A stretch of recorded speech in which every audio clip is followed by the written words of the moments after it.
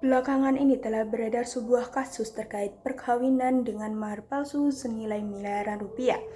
Kasus tersebutlah menimbulkan pertanyaan terkait keabsahan perkawinan tersebut dan perlindungan hukum bagi perempuan tersebut. Assalamualaikum warahmatullahi wabarakatuh.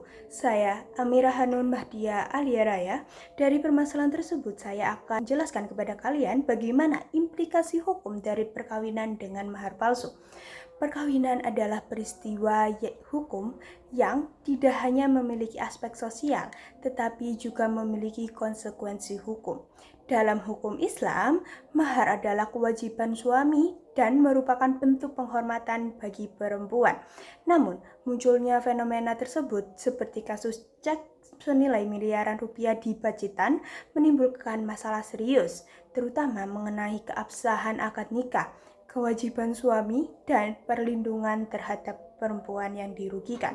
Dari permasalahan tersebut, saya merumuskan 3 masalah utama. Yang pertama, bagaimana fungsi mahar dalam hukum Islam dan hukum positif Indonesia. Yang kedua, bagaimana keabsahan perkawinan jika mahar yang diberikan ternyata palsu. Dan yang ketiga yaitu bagaimana bentuk perlindungan hukum terhadap perempuan yang dirugikan dalam kasus mahar palsu tersebut.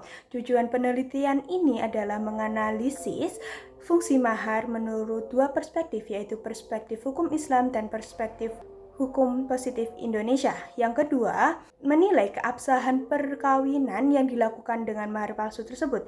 Dan yang ketiga, yaitu mengkaji perlindungan hukum bagi perempuan yang dirugikan. Secara teoritis, penelitian ini bermanfaat untuk pengembangan kajian hukum keluarga. Dan secara praktis, penelitian ini memberikan pemahaman bagi masyarakat, KUA, dan aparat penegak hukum dalam menangani masalah kasus pada mahar palsu atau kasus-kasus serupa. Penelitian ini menggunakan metode penelitian hukum normatif yang dimana dia penelitian berbasis kajian pustaka dan berbasis pada peraturan perundang-undangan. Penelitian ini menggunakan 3 sumber bahan hukum. Yang pertama yaitu bahan hukum primer yang merupakan Undang-Undang Perkawinan, KHI, dan putusan pengadilan. Yang kedua yaitu bahan hukum sekunder yang merupakan buku, jurnal, dan penelitian yang relevan. Yang ketiga yaitu bahan hukum tersier yang berupa kamus serta ensiklop hukum. Teknik pengumpulan bahan hukum ini meliputi studi kepustakaan, studi dokumen, dan studi kasus, di mana salah satu studi kasusnya berupa kasus mahar palsu di Pacitan, dan analisisnya dilakukan melalui penafsiran gramatikal dan penafsiran sistematis. Tinjauan pustaka dari penelitian ini, di mana penelitian sebelumnya menunjukkan bahwa mahar palsu tidak membatalkan akad nikah, tetapi menimbulkan kewajiban bagi suami untuk menggantinya.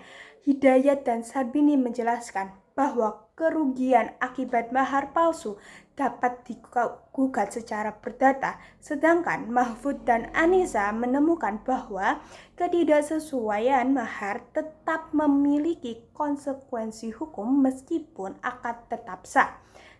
Dari hal tersebut, hasil dan pembahasan di mana fungsi mahar dalam hukum Islam, mahar adalah hak penuh bagi istri dan bentuk kesungguhan dari seorang suami.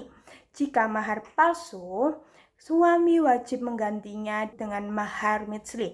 Dalam hukum positif Indonesia, mahar tidak termasuk rukun nikah, sehingga tidak mempengaruhi sah atau tidaknya suatu perkawinan, tetapi tetap memiliki nilai hukum sebagaimana telah diatur pada KHI pada pasal 30 hingga 31.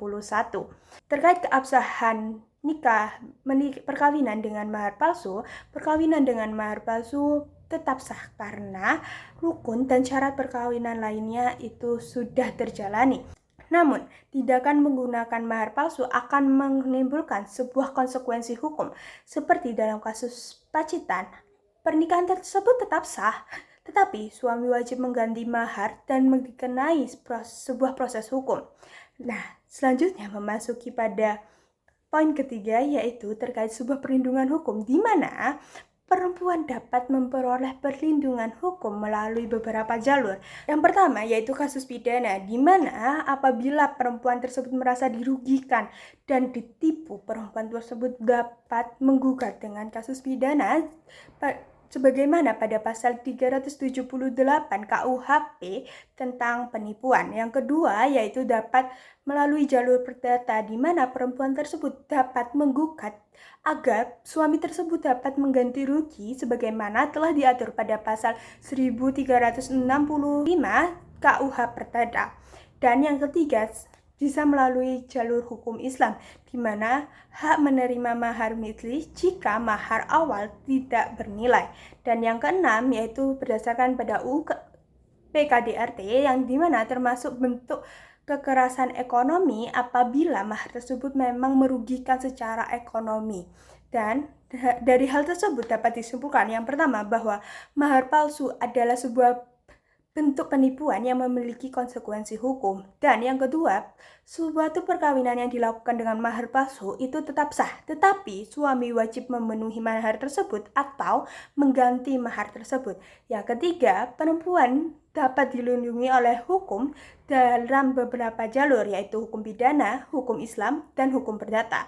Sebagai saran untuk penelitian selanjutnya, perlulah sebuah edukasi hukum perdata kepada masyarakat, serta penelitian selanjutnya dapat melakukan peningkatan pengawasan administrasi langsung di dalam KUA.